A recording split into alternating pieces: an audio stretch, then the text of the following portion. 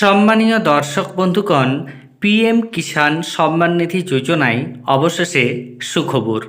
দুর্গাপুজোর আগেই কৃষকদের অ্যাকাউন্টে সরাসরি 5ই অক্টোবর 2000 টাকা করে পাঠিয়ে দেবেন প্রধানমন্ত্রী।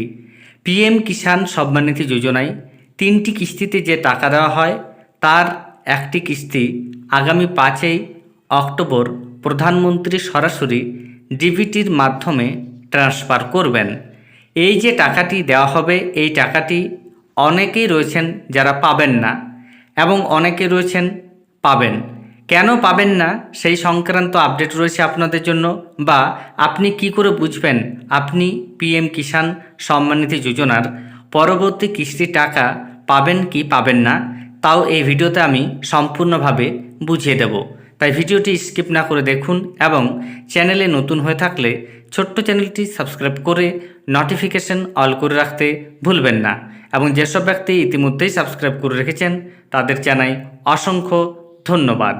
দর্শক বন্ধুগণ, আপনারা প্রথমে পিএম কিষাণ সম্মান নিধি যোজনার অফিসিয়াল ওয়েবসাইটে চলে আসবেন। এখানে দেখতে পাচ্ছেন আপনারা 5ই অক্টোবর প্রধানমন্ত্রী 18তম কিস্তির টাকা ট্রান্সফার করবেন। এবার আমি আপনাদের দেখিয়ে দিচ্ছি আপনারা টাকা পাবেন কি পাবেন না সেটা কিভাবে বুঝবেন। এর জন্য আপনারা স্ক্রল ডাউন করে নিচের দিকে আসবেন। দেখুন, নো ইওর স্ট্যাটাস বলে একটা অপশান রয়েছে, এখানে আপনারা ক্লিক করবেন। এখানে ক্লিক করার সঙ্গে সঙ্গে পরবর্তী পেজটি আপনাদের সামনে খুলে যাবে। দেখুন, যে সকল কৃষক রেজিস্ট্রেশন নাম্বার জানেন তারা রেজিস্ট্রেশন নাম্বার বসিয়ে দেবেন। এরপর এই যে ক্যাপচা রয়েছে এই ক্যাপচা এখানে বসাবেন এবং এরপর গেট ওটিপিতে ক্লিক করার সঙ্গে সঙ্গে আপনাদের মোবাইল ফোনে একটা ওটিপি যাবে, সেই ওটিপি বসিয়ে আপনারা সাবমিট করলেই আপনার স্ট্যাটাসটি খুলে যাবে। এবং যারা নিজেদের রেজিস্ট্রেশন নাম্বার জানেন না তারা নো ইওর রেজিস্ট্রেশন নাম্বারে ক্লিক করে নিজেদের রেজিস্ট্রেশন নাম্বার জেনে নিতে পারবেন। দেখুন, আমি একজন কৃষকের রেজিস্ট্রেশন নাম্বার, ক্যাপচা এবং ওটিপি বসিয়ে একটা স্ট্যাটাস আপনাদের সামনে দেখাচ্ছি। দেখুন, এখানে পার্সোনাল ইনফরমেশান ওপেন হয়ে গেছে। এখানে রেজিস্ট্রেশন নাম্বার, এখানে আপনি কত তারিখে রেজিস্ট্রেশন করেছিলেন সেটা দেখতে পাবেন, নিজের নাম দেখতে পাবেন, আপনার গার্জেনের নাম দেখতে পাবেন, আপনার অ্যাড্রেস দেখতে পাবেন, আপনার মোবাইল নাম্বার দেখতে পাবেন। এগুলি দেখার পর আপনি নিচের দিকে স্ক্রল করে এলে আপনার এলিজিবিলিটি স্ট্যাটাস কী রয়েছে সেটি দেখতে পাবেন।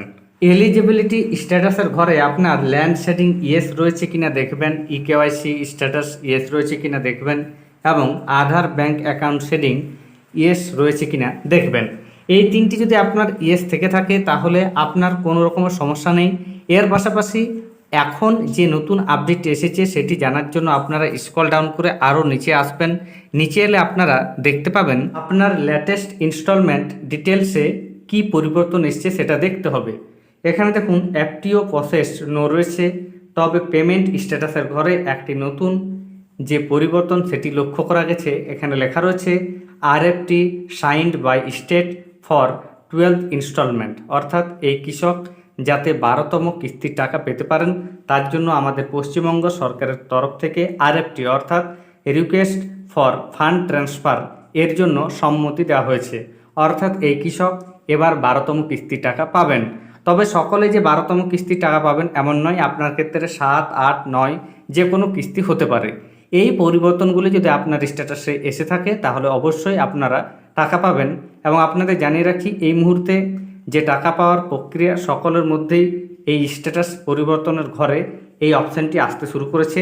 এবং আপনার যদি এখনও না এসে থাকে কয়েকদিন অপেক্ষা করবেন, দেখবেন চলে আসবে। আর যদি না আসে সেক্ষেত্রে আপনি কমেন্ট করে জানাবেন যে আপনার এই ঘরটিতে কি লেখা রয়েছে বা আপনার কি পরিবর্তন এসেছে। ধন্যবাদ।